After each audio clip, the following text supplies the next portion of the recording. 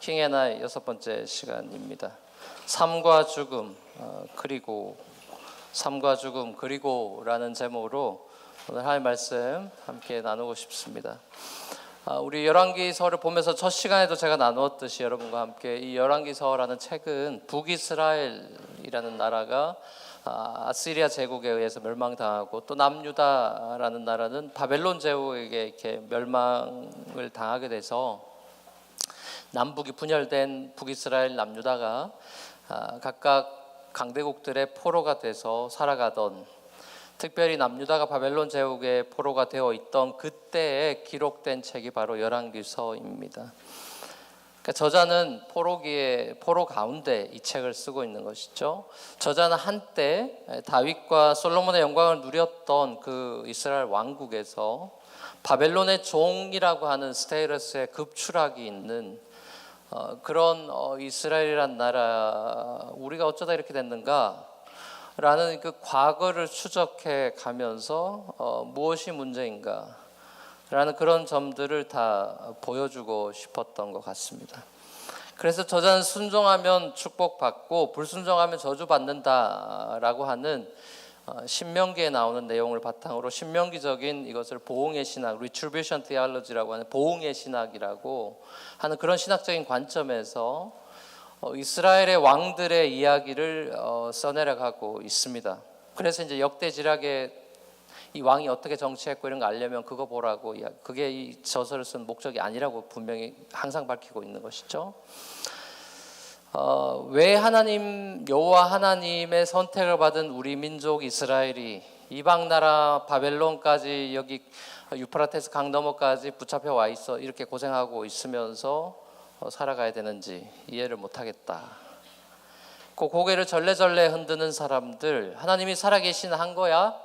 라고 묻는 회의가 깊은 사람들, 우리의 신인 여호와께서 바벨론의 신인 마르둑보다 더 능력이 없는 분인가? 라는 신학적인 질문들을 하고 있는 사람들에게 저자는 역사를 통해서 사실상 신학적인 대답을 주고 있는 것이죠. 포로 생활은 우리가 어쩌다 보니까 여기까지 흘러왔어. 살다 보니까 이렇게 돼버렸네.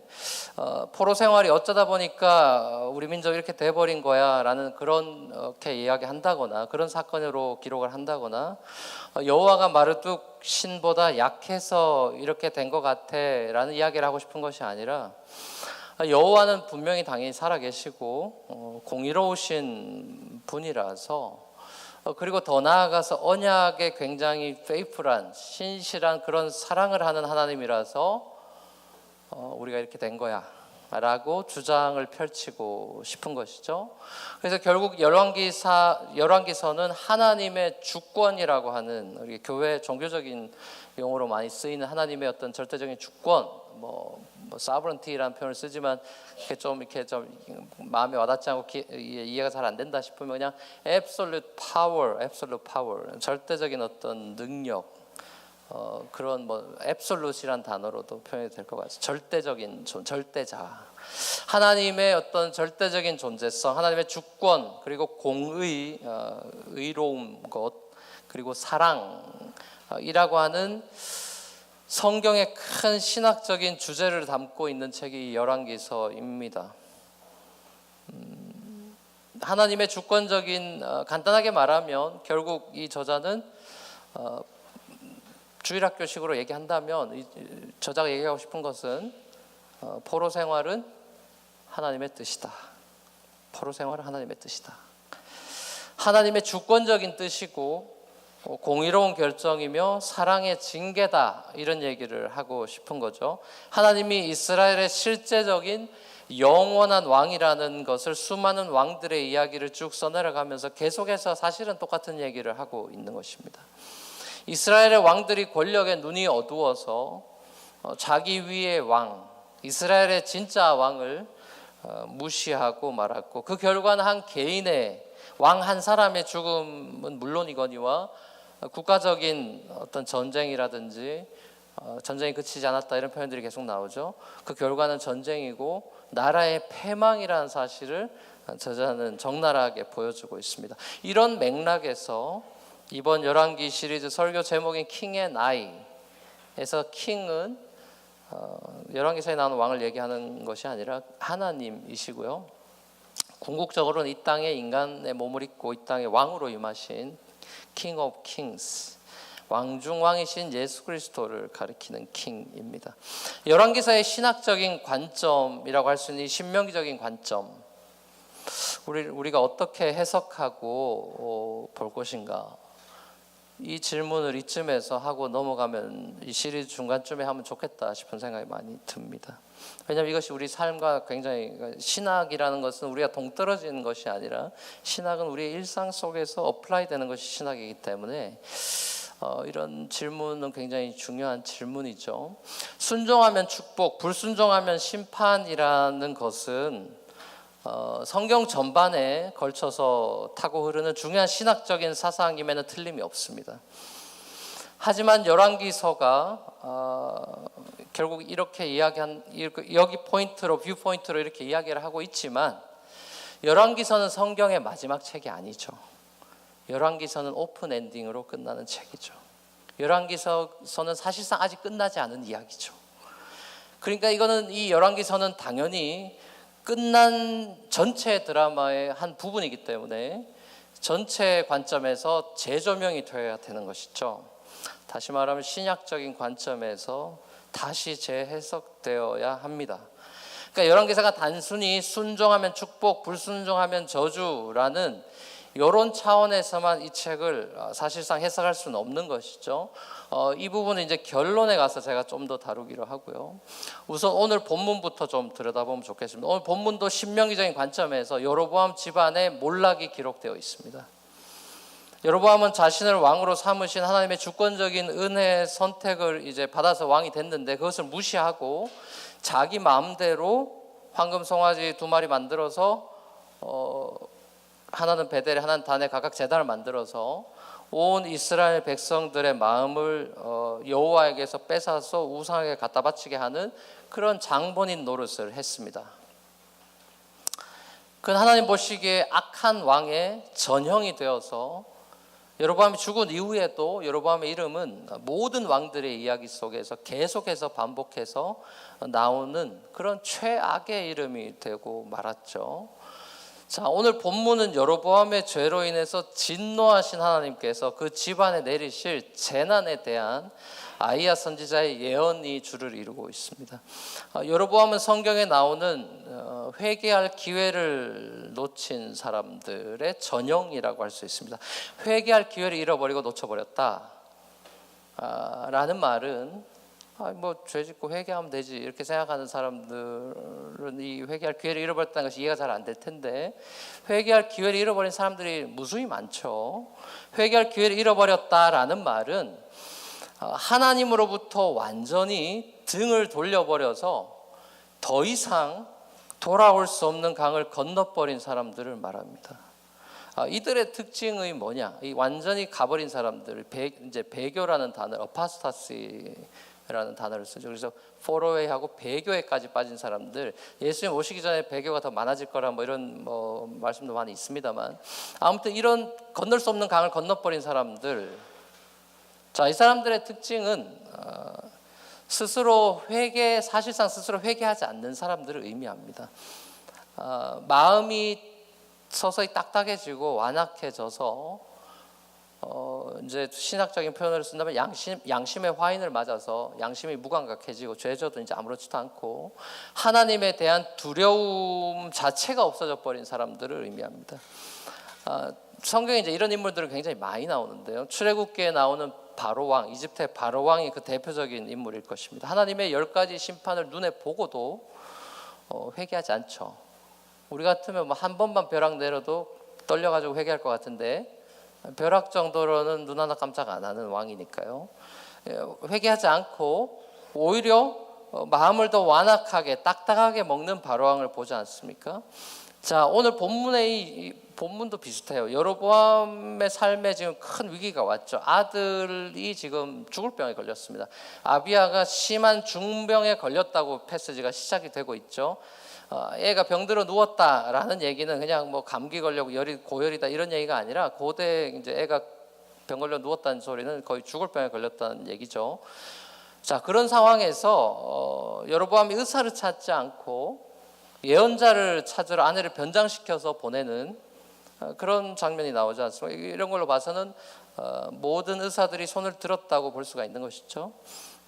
의사를 안 찾았을 리가 없겠죠. 의학적으로 치료가 안 되는 그런 병에 걸렸다는 것이 틀림없어 보입니다. 그렇다고 한다면 하나님과의 관계가 있는 소위 말하는 우리가 말하는 신앙생활을 하고 있는 사람이라면 하나님께 매달리고 고쳐달라고 울고불고 기도할 것 같은데, 자, 그런데 여로보암은 그러지 않잖아요. 왜냐하면 평소에 우상과 친해져 있고 하나님의 예배, 하나님의 뭐 장소에 가서 예배 드린 적이 없으니까 하나님과 인격적인 관계를 맺고 있지 않았기 때문에 하나님께 아들의 병 치유를 위해서 뭐 간절히 기도하는 장면이 나오지 않죠. 심지어 선지자 아이야한테 아내를 보낼 때도 목적도 아들의 병을 선지자가 와서 고쳐달라는 그런 간청의 모습이 안 나오지 않습니까? 점치는 장면이 나오는 것이 얘가 이제 어떻게 될 거냐 그거 궁금해하지 고쳐달라는 기도의 장면이 나오지 않아요. 자, 이러한 모습은 나중에 이제 열왕기하 우리가 쭉 읽어 나갈 때 보게 될 아람 장군 나아만, 주일학교 소재로 많이 나오는 나아만 장군, 나아만과 굉장히 무척이나 대조되는 모습입니다. 나병에 걸린 나아만 장군이 낫게 되는 것은 자신의 여종의 말을 들어서 그런 것이죠. 여종이 왜 안 가보냐, 엘리사한테 가면 고침받을 수 있다. 그래서 이제 엘리사한테 찾아가죠. 그래서 엘리사 말을 이제 듣습니다. 근데 이제 엘리사 나와서 열렬하게 맞아주지도 않고 대우를 안 해주죠. 그냥 밖에서 종시켜가지고 요단강 가서 7번 몸 들어갔다 나왔다 7번 하라, 이 말밖에 안 해줍니다. 황당하죠. 만나주지는 않습니다. 자, 그렇지만 이제 여종 말을 듣고 또 순종을 합니다. 그래서 결국 나병을 치유받게 되는 장면이 나오죠. 나중에 우리가 이제 리딩을 할 겁니다. 자, 아무튼 이스라엘 사람이 아닌 이방인이었던 아람 사람인 나아만이란 사람도 선지자 말을 듣고 하나님을 경외했는데 이스라엘 사람들은 그 당시에 그렇지 않는다 라는 그런 아이러니를 이 저자가 보여주고 있는 것이죠. 마치 마태복음에서 이방인으로 대표되는 로마 제국의 백부장 센츄리언이었던 사람이 자기 종이 병들어 죽게 됐을 때 예수님한테 이제 나가서 자기 이제 이 종 고쳐 주려고 긍휼히 여겨서 예수님한테 찾아가서, 근데 예수님 우리 집 오실 필요는 없는 것 같고요, 바쁘신데 우리 집에 오실 필요는 없고 그냥 한 말씀만 해주십시오. 한 말씀만 해주시면은 나을 줄로 믿습니다 라는 그렇게 말했던 백부장의 믿음을 연상시키죠. 예수님께서는 이스라엘에 이만한 믿음 가진 사람 내가 전역을 돌아다니기도 이런 애는 못 봤다 라고 말씀을 하시고 그의 믿음을 칭찬해 주셨는데, 자, 이것이 이스라엘은 예수님이 왕으로 왔지만 안 믿고 이방인은 믿는다라는 아이러니를 계속해서 보여주고자 하는 마태의 저자 의도가 이제 묻어 있는 것이죠. 열왕기서도 똑같은 거예요. 열왕기서에서도 이스라엘 왕인 여로보암과 이방인인 나아만, 그러니까 하나님을 알아야 될 사람은 모르고 몰라야 될 사람은 알고 있는 이런 대조를 보여주고 있습니다. 자, 여로보암은 하나님을 찾지 않아요. 그는 하나님을 버렸습니다. 하나님의 존재를 알고 있고 왠지 신이 있을 것 같다는 것도 알고 하도 다들 여호와를 믿으니까 여호와의 존재가 있다는 걸 알고 있지만 하나님과 관계를 맺지 않고 하나님을 버렸습니다. 하나님의 존재를 알고 있고 또 심지어 미래에 대한 궁금함을 품고 있었지만, 자신의 운명이나 아들의 운명에 대한 궁금함을 가지고 있었지만 하나님을 이스라엘의 진정한 왕으로 인정하지 않았기 때문에 자기 삶의 왕으로는 당연히 섬기지 않았던 것이죠. 재미있는 사실은 이 여로보암과 이 아이야 선지자는 서로 잘 아는 사이라는 것입니다. 여로보암이 왕족 출신이 아니죠. 솔로몬 아들이 아니고 그냥 평범한 사람이죠. 평범한 사람으로서 이제 북이스라엘 왕이 되는 영광을 누렸는데, 이 사람이 처음 왕이 된다고 얘기해 줬던 사람이 바로 이 젊은 때, 지금 나이들은 아이야지만 좀 더 젊을 때 아이야 선지자입니다. 평소처럼 이 여로보암이 요셉 가문, 요셉 지파의 그런 어떤 그 일들, 그런 것들을 좀 뭐 짓고 관리하고 뭐 이런 거였겠죠. 그런 걸 감독하는 어떤 매니저가 바로 이 여로보암이었습니다. 이 매니저 일을 하면서 살고 있던 평범한 직장 생활을 하던 사람인데, 이제 직장 생활 마치고 집으로 돌아가는 퇴근하던 길에 세븐 트레인 타고 집으로 가는 길에 아이야 선지자가 나타난 것이죠.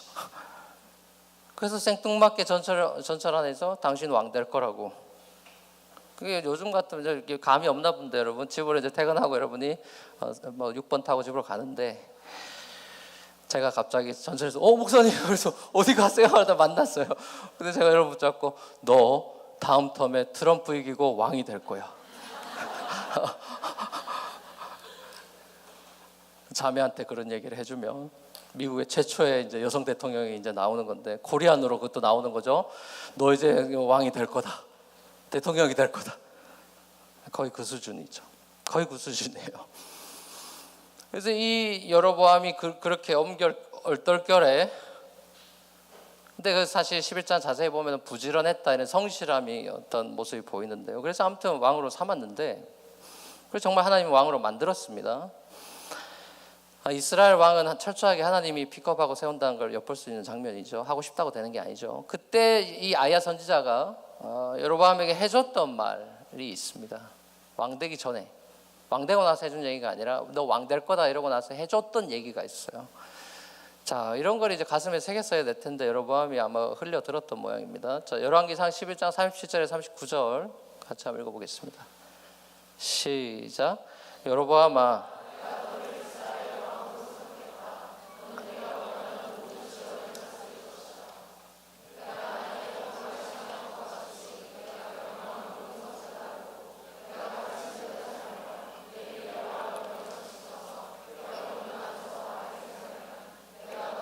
계실 것이며 내가 다윗 왕조를 견고하게 세운 것 같이 내 왕조도 견고하게 세워서 이스라엘 너에게 맡기겠다.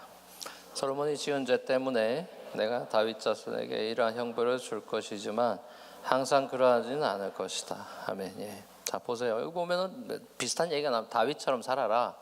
다윗처럼 나의 전심을 따라라. 그래, 율례 명령 지켜라. 열왕기상에 계속해서 나오는 그런 얘기들을 왕 되기 전에 해줬어요.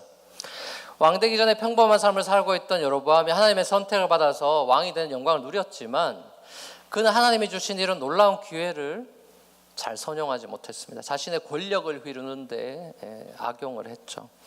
결국에는 자신의 왕국을 건설하기 위해서 하나님께서 가장 싫어하시는 우상들과 제단들과 산당들을 전국 방방 곳곳에 세움으로써 이스라엘을 그야말로 우상왕국, 우상공화국으로 만들어버리는 그런 큰 죄악을 범하고 말았습니다. 자기 왕국을 건설하기 위해서 스스로 하나님을 떠나고 다시는 하나님께로 돌아가지 않는 이 여로보암을 우리가 보고 있습니다. 그리고 그 결과가 뭡니까? 사망입니다. 죽음이죠. 자신의 아들 아비야의 죽음으로부터 시작해서 이 집안에 살아남는 사람이 없습니다. 한국식 표현으로 치면 줄초상이 납니다. 오늘 본문 10절에 나와 있듯이 마치 쓰레기를 치우듯이 그 집안을 싹 다 쓸어버리시겠다는 하나님의 말씀은 정말 과격하고 무섭기 그지없습니다. 노아 홍수를 또 연상시키죠. 하나님의 분노 수위를 알 수 있는 대목입니다. 여러분, 하나님이 그냥 맨날 웃고 뭐 그냥 봐주고 이런 분으로 생각한다면 여러분, 하나님 아직도 잘 모르고 있는 것이죠. 하나님은 그런 분이 아닙니다. 하나님은 분노하실 때 분노하시죠. 하나님이 언제 분노하십니까? 자, 부모들이 애들한테 언제 화내나요? 부모들은 본인이 피곤할 때 화를 내죠. 부모들 애들한테 피곤한데 건드리면 화를 내는 겁니다. 여러분, 아직 결혼 안 해봐서 부모가 되게 좋고 이런 줄 알고 있죠. 예. 저는 모르겠어요. 다른 좋은 부모들은 안 그러겠지만, 전 설교 준비하고 막 마음이 힘들 때 애들이 와서 놀아달라 그러고, 지금 내가 놀 상황이 아닌데 집에서 하던 버릇이 나오네 또. 사람은 정당하게 분노하지 않아요. 하나님은 그런 분이 아니죠. 하나님이 그런 분이 아닌데 하나님은 분노하실 때가 있습니다. 언제 분노하실까요? 이건 정말 잘 새겨들어야 됩니다. 하나님이 언제 분노하시느냐? 인간이 하나님의 위치를 차지하려고 달려들 때입니다. 인간이 하나님의 위치를 찬탈하려 할 때 완전히 깔아뭉개버립니다. 그 사람을. 하나님이 가만두지 않습니다. 인간이 하나님의 위치를 달려들 때 하나님이 완전히 낮춰버리죠. 인간은 아담의 범죄 이후로 끊임없이 하나님을 무시하고 그 위치를 찬탈하려고 했죠. 구테타를 일으켰죠. 이것이 인간의 역사예요. 노아 홍수로 다 쓸어버리시고 새롭게 시작한 인류의 역사도 바벨탑이라든지 인간들이 세우고 세운 성들이라든지 인간의 왕국들이 끊임없이 하나님을 도전하고 막 금신상 세우고 한 그 끊임없는 그런 하나님을 대항하는 역사죠. 이게 뭐 어디 고대만의 일일까요? 옛날에만 그랬을까요? 21세기 최첨단 문명의 혜택을 누리고 살고 있는 오늘은 다를까요? 그렇지 않다고 저는 생각합니다. 중세는 종교 시대였으니까 그러면 중세는 괜찮았느냐? 중세는 어떻게 보면 더 심했죠. 중세는 종교라는 하나님을 믿는다고 하는 사람들이 유세를 부리는 시대죠. 자기가 뭐 잘나서 예수를 믿은 것처럼 종교라는 것이 권력화돼서 예수를 믿지 않거나 하나님을 주로 고백하지 않은 사람들을 싸그리 죽여버리는 이런 엄청난 비극적인 일이 중세사죠. 종교 전쟁이라든지 십자군 전쟁. 자, 그런 것들이 그 예일 것입니다. 근대가 되어서는 달라졌을까요? 마던 소사이어티가 돼서는 어떻게 됐습니까? 더 인간 중심의 세계관을 발전시키죠. 천동설, 지동설로 한번 크게 멘붕이 오고 우리가 믿던 게 다가 아니구나. 신 중심에서 인간 중심의 세계관으로 무게 중심이 이제 그 인문주의와 더불어서 이제 발전을 하면서 합리적인 이성이 그 이성이라고 인간의 이성이라고 하는 것이 하나님의 자리를 찬탈했죠. 성경을 절대적인 진리로 더 이상 받아들이기를 거부하기 시작했습니다. 앱솔루시 무너지기 시작하죠. 중세의 세계관에 대해서 의심하고 새롭게 도전하기 시작했습니다. 그때까지는 당연하게 신이 있고 당연하게 성경이 하나님의 말씀이 그렇게 당연하게 받아들인 거를 이제 천동설 당연하게 받아들였다가 지동설 멘붕이 왔기 때문에 전부 다 의심한다. 나는 존재한다. 그걸 생각한다. 데카르트부터 시작해가지고 모든 사람들이 철학자들이 이제 의심하기 시작하죠. 이성이 하나님의 자리를 찬탈합니다. 그래서 결국 독일 같은 데서는 자유주의 신학 운동이 일어나면서 예수님에 대해서도 우리가 무턱대고 믿었구나. 예수님 부활을 한 게 아닐 수도 있어. 십자가에서 안 죽은 것일 수도 있어. 뭐 초대교회 때부터 시작했던 이단들의 논쟁이죠. 자, 그런 얘기들이 나오면서 역사적인 예수, 히스토리컬 지저스 우리가 다시 들고 파보자. 그리고 믿음의 대상으로서의 그리스도, 우리가 예수를 그리스도라고 고백하는데 메시아라고 고백하는데 이 히스토리컬 지저스와 크라이스트 오브 페이스, 믿음의 대상으로서의 그리스도를 분리시키기 시작했습니다. 예수는 예수고 그리스도는 그리스도다. 이게 이제 우리는 합쳐져서 예수가 그리스도라고 믿는 것인데 이제 이걸 분리시키는 작업들이 시작되고 성경에 나오는 모든 많은 기적들에 대해서 이성적으로 이해가 안 되니까 다 빼버리게 되고요. 의심하게 되었고 동정녀 탄생 말도 안 된다 이렇게 된 것이고요. 인간의 이성으로 이해되지 않는 성경의 부분들에 대해서 성경의 오류들을 쏟아내면서 성경을 난도질하기 시작했습니다. 인간이 성경에 대해서도 하나님의 이름을 찬탈하고 하나님의 자리를 하나님의 말씀을 인간의 말로 조작하기 시작한 것이죠. 대항하고 맞선 것이죠. 자, 이런 흐름 속에서 과학 분야에서는 현대에 넘어와서 이제 찰스 다윈 같은 사람이 종의 기원이라는 책을 내면서도 센세이션을 일으키고 하나님의 창조를 부인하면서 진화론을 역설할 사람들의 열광적인 반응을 끌어냈죠. 경제와 정치 분야에서는 칼 마르크스 같은 사람들이 세운 어떤 공산주의 이념이라든지 유물론 이런 것들에 영향을 받은 구소련, 지금의 러시아, 뭐 거기 다스렸던 스탈린 같은 사람들 모두가 평등한 세상을 원한다는 공산주의 이념에 따라서 또 유물론에 의해서 사람들이 마음 바뀐다고 되는 게 아니라 물질을 바꾸면 된다는 걸로 주장했었는데, 자, 그런 공산주의는 오히려 스탈린 같은 사람에 의해서 수천만의 사람을 죽이는 학살하는 그런 아이러니가 현대 역사지 않습니까? 정신 분야는 어때요? 정신심리학 분야에서는 프로이트가 제일 유명하겠죠. 프로이트가 신의 존재를 부정하면서 종교라는 거는 일루전이다, 환상이다, 심리학적인 환상이다. 종교는 억압된 욕구가 출구를 찾지 못하고 표현된 강박신경증이야. 그리고 일루전이야라고 주장하면서, 근데 제가 말하는 지금 프로이드나 뭐 이게 마르스나 이런 사람들 싹 다 기독교 집안에서 태어난 사람들이죠. 근데 아무튼 이렇게 다른 출구로, 여호와를 버리고 다른 출구로 가면서 신의 존재를 부정하고 다시 한번 신 중심이 아닌 인간 중심의 이론을 발전시켰습니다. 철학 분야도 마찬가지죠. 철학 분야에서는 당연히 니체일 텐데요. 신은 죽었다라고 말하고 기존의 서양 사상과 본질을 잃어버린 기독교에 대해서 맹렬하게 이 니체도 기독교 집안에서 태어났죠. 근데 그걸 강렬하게 비판하면서 지금 기독교 다 썩었어라고 이야기하면서 결국 신은 없는 거야. 신은 죽었어라고 도전했던 니체가 결국 허무주의라는 것을 주장했지 않습니까? 니힐리즘, 허무주의를 주장하고 결국 이 니체 사상의 영향을, 니체가 사실 미학이라든지 다양한 분야에서 많은 그 세상적으로 보면 업적을 많이 남겼죠. 근데 아무튼 그런 주장을 펼치면서 이 영향으로 인해서 사실상 포스트 모더니즘 시대가 열린 것이죠. 니체가 주장한 허무주의라는 거는 이래도 저래도 다 필요 없고 그 전도서에서 말하는 헛되고 이런 얘기가 아니고, 그 니체가 말하는 이 허무주의라는 거는 신이 없다는 전제하에 시작되는 거예요. 그러니까 이게 다 이 세상에 다 아무것도 아니야, 다 허무해라고 얘기하는 수동적인 염세주의를 주장한 게 아니라 신이 어차피 없으니까 신이 없는 상황에서 그럼 절대 가치가 없다고 생각하고, 그럼 우리 어떻게 할 거냐? 하나님이라는 절대적인 가치가 없어지면 그럼 인간만 남아있다면 인간의 의지와 이성으로 이 세상을 어떻게 바꿀 수 있느냐? 라는 질문과 도전을 던진 것이죠.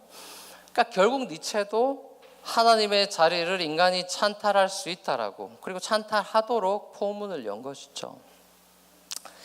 현대 사회 이런 사상적인 흐름을 바꾸어 놓았던 뭐 찰스 다윈이나 칼 마르크스나 프로이드나 니체, 뭐 현대 사상가들로 손꼽히는 뭐 탑 3, 4 되는 사람들이죠.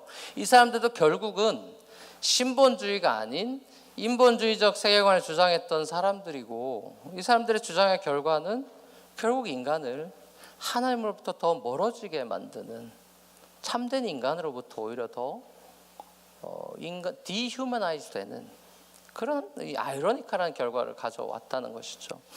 결국 고대나 현대에 공통적으로 드러나는 인간의 하나님을 향한 끊임없는 도전은 결국 인간 사회를 더 행복하게 하거나 이롭게 하거나 변화시키지 못했어요. 페일했죠.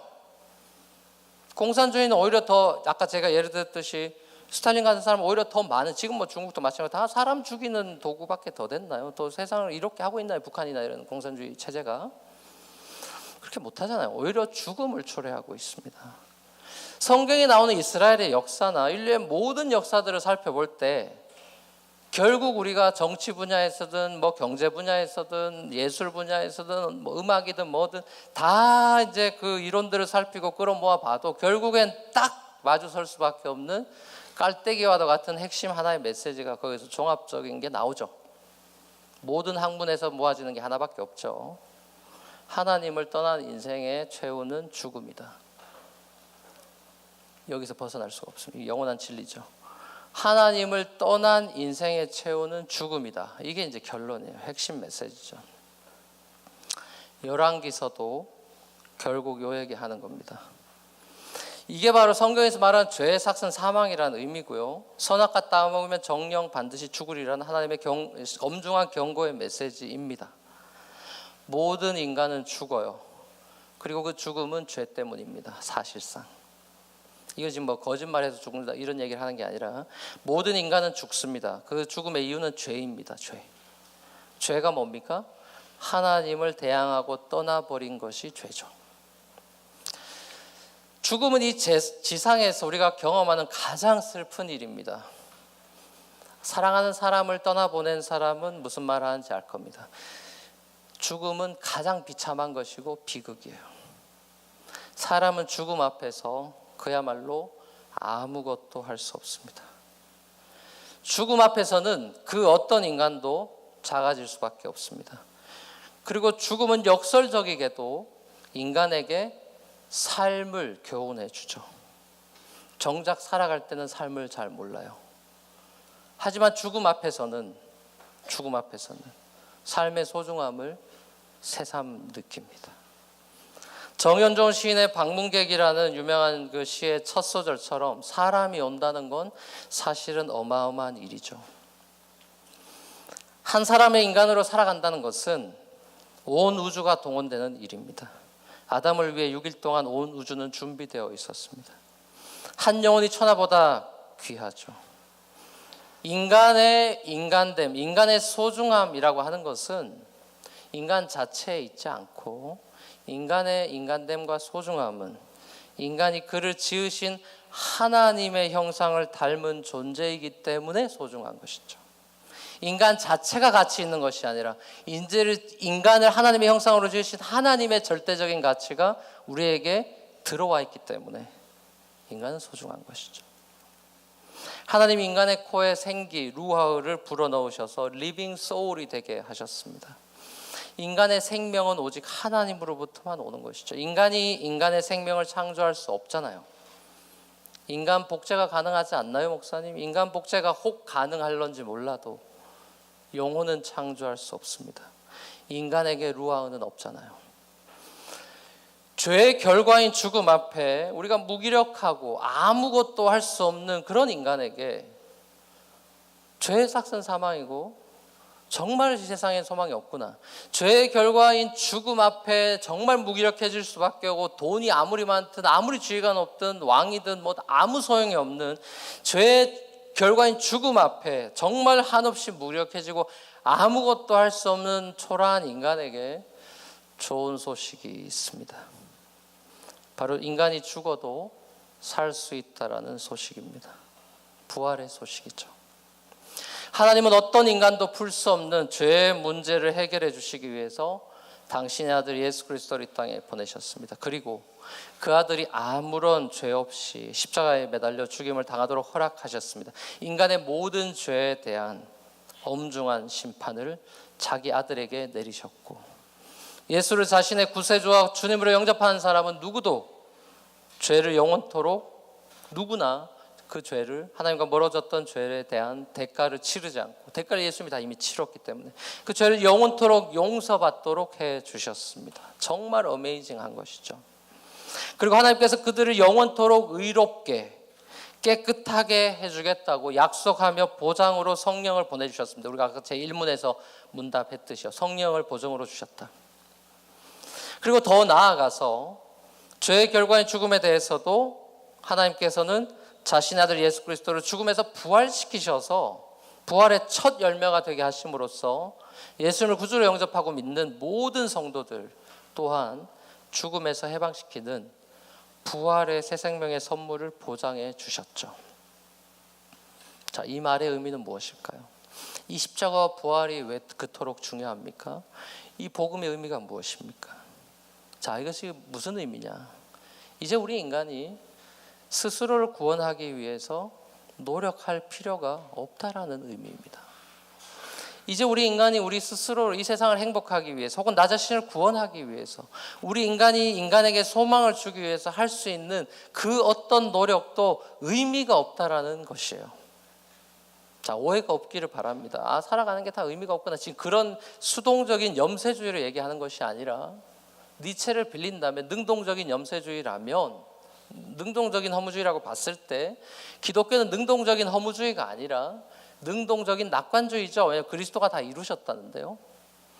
고난이 있고 어려움이 있지만 분명히 새하늘과 새 땅이 다가오기 때문에, 이미 우리를 구원하셨기 때문에, 우리가 인간을 구원하고 행복하기 위해서 세상을 살아가는 것이 아니라 이미 그리스도 안에서 모든 것이 이루어졌기 때문에, 이미 구원받았기 때문에 우리는 즐기면서 기뻐하면서 감사하면서 반응하며 그 구원을 살아가는 것이죠. 인간은 오직 진정한 왕 대신 예수 그리스도를 통해서만 하나님의 생명을 누릴 수 있습니다. 죄와 사망으로 치닫는 삶이 아니라, 끊임없이 이것을 어떻게 해보려는 삶이 아니라 의와 생명을 향한 삶을 살 수 있게 되는 것, 오직 예수 그리스도의 은혜뿐이죠. 하나님께서 부어주시는 이 예수 그리스도 안에 있는 은혜 속에서 우리는 살아가는 사람들이 된 거예요. 사랑하는 우리 뉴프런티어 교회 젊은이 여러분, 그리고 성도 여러분, 오늘은 부활절입니다. 인류의 역사를 송두리 바꾸어 놓은 최고의 혁명의 날이죠. 인터넷 혁명, 무슨 스마트폰 혁명, 이런 건 아무것도 아니죠. 인류를 송두리째 바꿔놓은 혁명은 부활입니다. 부활이에요. 예수의 십자가와 부활의 혁명보다 더 큰 인류의 역사상의 혁명은 없습니다. 우리는 이 혁명적인 날을 기념하고 찬양하는 것이죠. 하나님은 우리가 그리스도만 의지한다면, 죄인된 아무런 소망이 없는 저와 여러분들이 그리스도만 의지한다면 결코 우리를 심판하거나 버리시지 않습니다. 여로보암처럼 버리지 않습니다. 우리가 그 은혜 안에 머물러 있기만 한다면 우리의 실패와 연약함에도 불구하고 우리는 구원을 받습니다. 다윗처럼요. 다윗이 깨끗해서 구원받은 게 아니죠. 그의 은혜 안에 머물러 있었기 때문에, 회개할 줄 알았기 때문에. 우리는 물론 살아가면서 무수히 수많은 잘못들을 저지를 것이고 또 무수한 회개를 교회 와서 할 것입니다.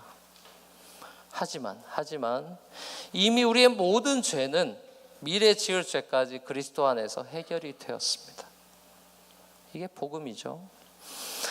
우리가 죄 안 지을 줄 알고 구원해 주신 게 아니죠. 죄 지을 줄 알면서도 구원해 주신 것이죠. 하지만 이미 우리의 모든 죄는 그리스도 안에서 해결이 되었어요. 그리고 이 우리의 죽음은 부활의 새 생명으로 태어나게 될 것입니다. 이 십자가 부활의 좋은 소식, 그 복음이 여러분의 삶을 새롭게 하고 관점을 바꾸고 라이프 스타일을 바꾸고 생각을 바꾸고 마음을 바꾸고 직장을 결정하는 일을 바꾸고 이직하는 일들, 돈 버는 일들과 여러분의 삶의 전반에 걸쳐서 완전히 새로운 세계관으로 여러분을 바꾸어 갈 것입니다. 새로운 산 소망을 품고 살게 할 것입니다. 우리를 위해 죽으시고 우리의 영원한 삶을 위해 다시 살아나신 그 예수 그리스도를 온전히 찬양합니다. 할렐루야. 우리 함께 기도하시겠습니다. 우리 함께 기도하며 나아가겠습니다. 우리 말씀 기억하면서 우리 함께 기도했으면 좋겠습니다. 여로보암이, 저는 묵상하면서 여로보암이 가정에서도 나쁜 아빠, 나쁜 그런 남편이었을까, 그런 생각도 해봤습니다. 흔히 말하는 악의 평범성이 있죠. 아무리 악한 자라도 선하게 대할 때가 있어요. 집에 가서 애들 이뻐하고 사랑해주고, 충분히 그럴 수 있죠. 사람에게 그런 이중성이 있죠. 여로보암이 악하다는 것은 도덕적인 기준이 아닙니다. 도덕적인 기준이라면 우리 다 죽어야 됩니다. 우리 하나님 앞에 설 수가 없어요. 도덕적인 기준으로 구원받는 것이 아닙니다. 우리가 이렇기 때문에, 우리에게는 아무런 소망이 없기 때문에 우리가 일문에서 고백했듯이 우리의 유일한 위로가 무엇입니까? 우리의 유일한 위로가 무엇입니까? 우리 선조들은 고백한 것이죠. 내가 이제 사나 죽으나 그리스도의 것이라. 내가 이제 사나 죽으나 나의 몸과 영혼이 모두 나의 신실하신 구주 예수 그리스도의 것입니다. 내가 이제 주님의 것입니다. 이거 우리의 고백이죠. 사나 죽으나 당신의 단 하나의 위로는 무엇입니까? 나는 나의 것이 아니고 사나 죽으나 몸과 영혼이 모두 나의 신실하신, 나와는 다른, 나의 신실하지 못함과는 다른 나의 신실하신 구주 예수 그리스도의 것입니다. 주께서 보배로운 피를 흘려 나의 모든 죄값을 치러 주셨고 마귀의 권세로부터 나를 자유롭게 하셨습니다. 이것이 우리 선조들의 고백이었습니다. 주님께서 나를 항상 지켜주십니다. 실로 모든 것이 협력하여 나의 구원을 이룹니다. 이것이 우리 선조들의 신앙의 고백입니다. 이러한 위로의 기쁨 안에 살다가 죽기 위하여 당신은 무엇을 알아야 합니까? 나의 죄와 비참함이 얼마나 심각한 것인가, 어떻게 내가 그 죄와 비참함으로부터 벗어났는가, 나는 구원해 주신 하나님께 어떻게 감사를 드릴 것인가 하는 것입니다. 이것이 우리의 신앙의 고백입니다. 첫 번째 신앙의 고백이죠. 이 모든 일을 가능하게 하신 하나님, 그런 삶 살기 원합니다. 복음 안에, 은혜 안에 살아가기를 원합니다. 이제 내가 하나님의 영광을 위하여, 하나님의 구원을 위하여 내가 할 수 있는 것은 하나도 없습니다. 마치 당신의 창조에 내가 한 번도 참여한 적이 없듯이, 내가 그저 창조되었듯이, 내가 구원받은 것, 제가 한 것이 하나도 없는 당신의 뉴 크리에이션입니다. 그 은혜를 온전히 찬양합니다. 그 은혜 가운데 살아가기를 원합니다라고 마음 다해 주님께 경배하며 찬양하며 또 회개하며 간구하며 주님 앞에 기도하는 시간 되기를 원합니다. 다 같이 기도하시겠습니다.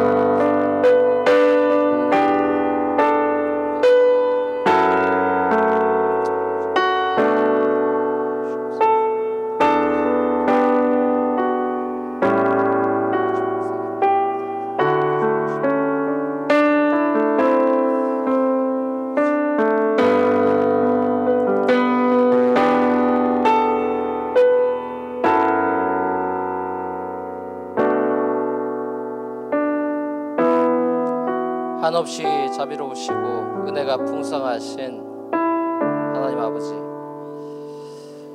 우리는 여로보암과 다르지 않습니다. 우리는 자신의 왕국을 세우기를 좋아하고 온갖 이론들을, 잡다한 지식들을 끌어모아 하나님을 도전하고 대항합니다. 앱솔루트 파워를 우습게 여기는 어처구니 없는 바보짓을 합니다. 인간이 인간을 구원할 수 있을 것처럼 사람들에게 떠들고 다니며 홍보하고 혁명 일으키자고 부추깁니다. 그러나 이미 이 땅에는 혁명이 일어났습니다. 십자가와 부활의 혁명이 이미 일어났고, 인간이 일으킬 수 있는 혁명은 혁명이 아닌 줄로 저희들이 고백합니다. 그 혁명들이 인간을 살릴 수 없습니다. 영원한 삶을 보장해 줄 수 없습니다. 화려한 아파트가, 높은 빌딩들이 인간의 존재를 더 높여줄 수가 없습니다.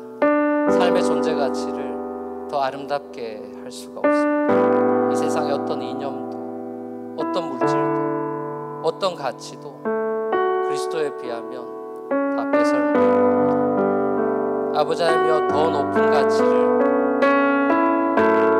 그 탁월한 가치를, 그 예수 그리스도라는 보물을 안고 살아가는 우리들 너무나 감사를 드립니다.